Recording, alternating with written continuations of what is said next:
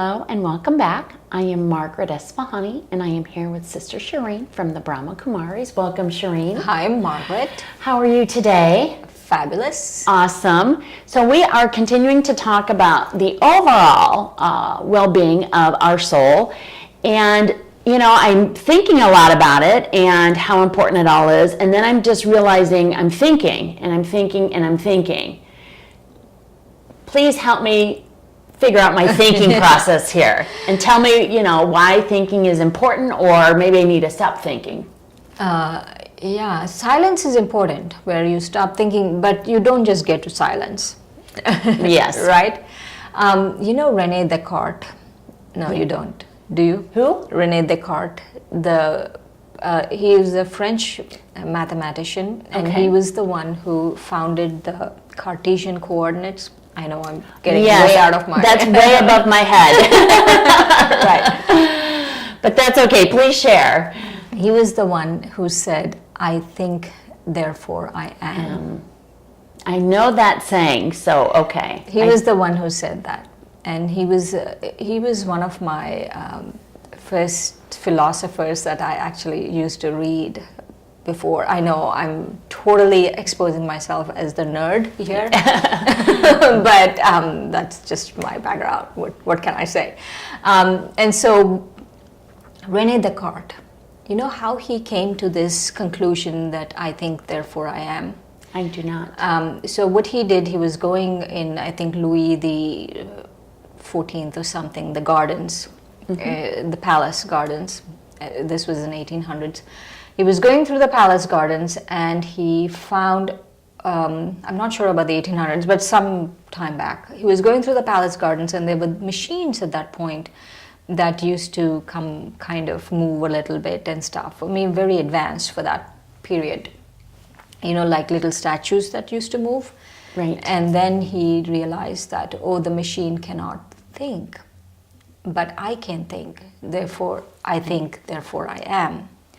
And now you have a lot of research on this, both philosophical research and other kinds of research where, are you a machine? Because what René Descartes said was, as a machine you can't do, as a person, as a machine cannot do computations, but a machine can think. But a human being can think. And so a human being can do computations. That's where you are a soul, you know, a soul. Yes. He came to the conclusion that you're a soul. But what they say is what machines couldn't do 150 years ago, 100 years ago, machines can do now. Right. So does that mean the whole basis was a machine cannot do, you know, this, so you're not a machine. Right? But now they say machines can do this, so are you a machine? Right. Right? Right. And I think that the differentiation factor here is that even though technology has grown and whatever, and you know, but machines don't feel. Right. They don't actually think. Right. On their own. It's just sort of a mechanical process, like step one, step two, step three. You know. Because like, you know, before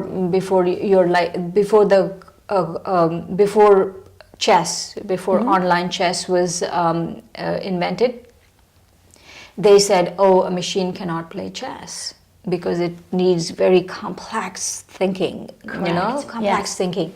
And so a machine cannot play chess, but now you know the computer can play chess. Right. Right? And so what happens is how much ever you simulate, right? Let's say you simulate, and this is something I took on the internet recently, from the internet. Let's say you simulate in a computer a hurricane. Okay. And you totally everything, the wind speed, Yes. everything you're simulating in the computer. But it's still not a hurricane. Right. It's not a reality. It's not a hurricane. So yes, a machine, the computer can think a million things, you know, it can play chess and can play, you know, very complex things, you know, can do very complex things now. Unusually complex things it can do. Before it couldn't have done, but still we are souls. And the soul is the thinking, feeling being. Right, so that's the the differentiating factor is that we have a soul. Yes, So we are a soul. So how do I, the soul, think?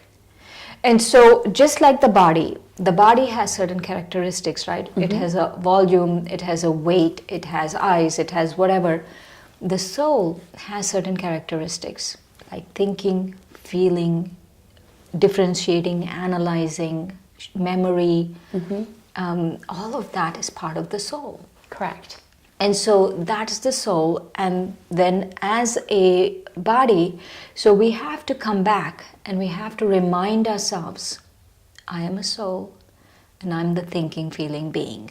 Okay, so with Let's that do being it. said, yes, let's try an exercise to help me bring myself back to that particular feeling Okay. or thinking, I guess, for a lack of a better term. No pun intended, but please walk us through, Shireen. All right. Okay. So let's watch our breath.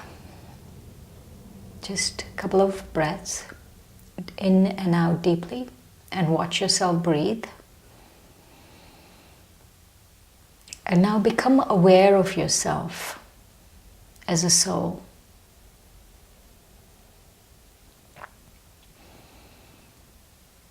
It's a soul behind, a metaphysical being behind these eyes.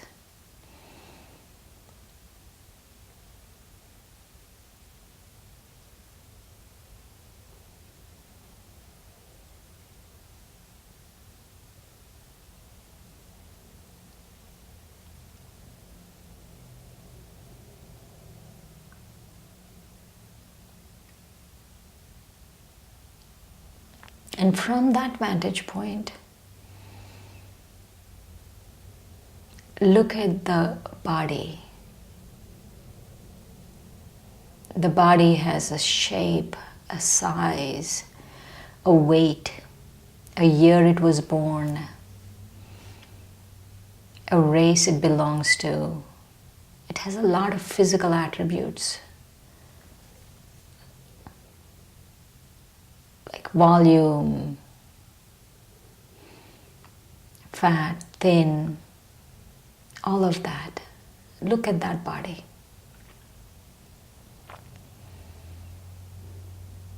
And now go within again and connect with yourself as a soul, the thinker, the one that generates thoughts. The body doesn't generate thoughts. The soul generates thoughts. You, the soul, are the thinker.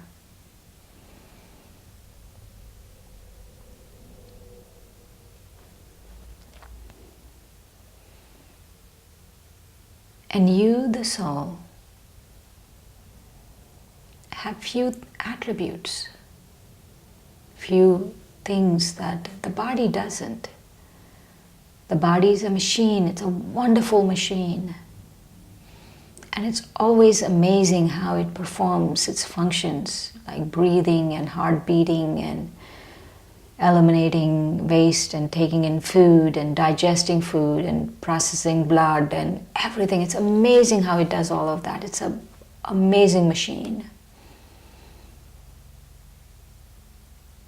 But the soul is the thinker. You, the soul, are the thinker of that body.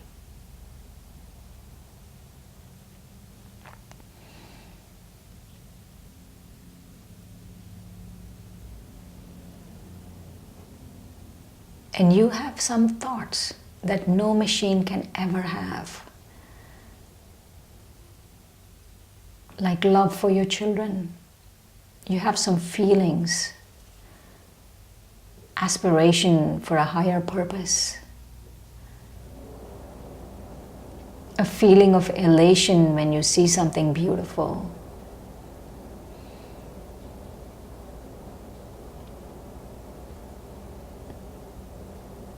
A peace when everything is okay. Those feelings and those thoughts are not from a physical machine. It's from you, the soul.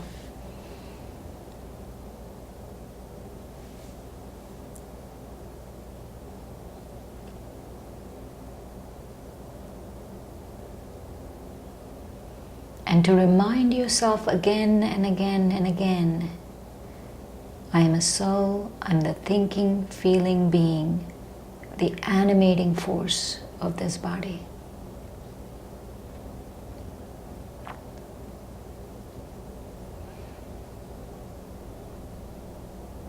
Again, I'm a soul, a being of light, a metaphysical entity that resides in this body, and I'm the animating force of this body.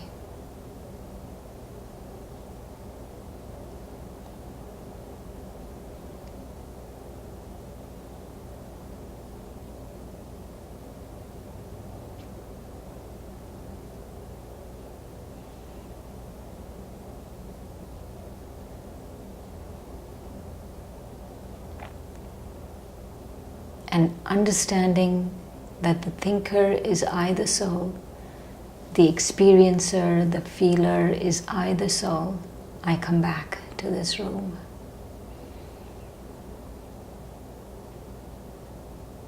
Om Shanti, I am peace.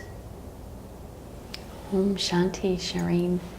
Thank you once again. It was absolutely wonderful. I'd like to share, if possible, something that came to mind during our meditation. And that was that our soul is the thinker. It's like the driver of the body. And in one of our previous segments, you had mentioned that to use the word I, because I am the first recipient of my thought. And so when I look to myself as the thinker, I really want to make sure that you can call it a bit selfish maybe, am really positive and pure, because I am the first recipient of those thoughts. So it's nice to be aware as a thinker, as the soul, as the thinker. So that was really wonderful. What else can you share with us about the thinker, or thinking and keeping our thoughts There's a lot of confusion about, does the brain think? Do chemical reactions in the brain generate thoughts? And I would say to really accept that you're a spiritual being, and as a spiritual being, these 3 or 4 things I mentioned, no machine can do. And remind us. Love for your children, or love for someone. Right. All of a sudden, why do we feel love for someone? Right. No machine can do that. Right. One, an aspiration for a higher purpose. Right. No machine can do that. Right. We do have an aspiration for a higher purpose. Yes. And the next one is a feeling of elation when you see something beautiful. Right. And so that's the difference, I think, that when we can reflect on ourselves as a soul. These are things the body cannot do, the brain cannot do. That was exactly my point. Yeah, we cannot do that. Any last words of wisdom, Shireen? To unwrap this and to really, it might seem like a leap of faith for some of you, but to really go deeper into this. Don't just take the prevailing mindset of people and say, oh, we're all machines, and machines couldn't do that before, and so they said this and that. But no, we are not machines. We are souls. We have feelings. I think that is fantastic. And that just exactly sort of, cuts to the chase and allows us to differentiate there. So Shireen, thank you once again. It was Margaret. a great pleasure. Thank you.